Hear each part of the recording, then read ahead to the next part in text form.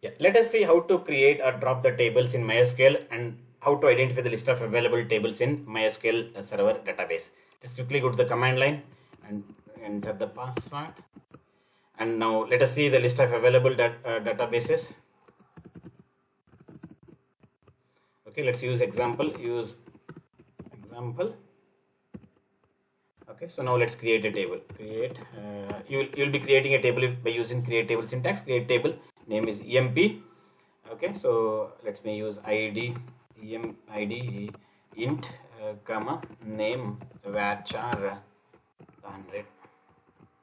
Okay, the table created now. Okay, so let us see the list of tables are there in the server now.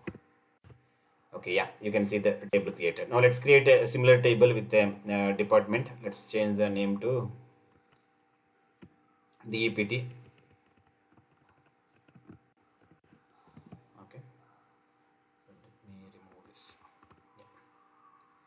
The table created. Now let us see the list of tables. Now you can see DEPT and EMP. Now let us see how to drop the table. So you'll be dropping the table using drop table syntax. Drop table EMP and with semicolon. In the same way, you drop the table of DEPT. Okay, see. Now let us see the show tables. Yeah, 0 tables. That's it.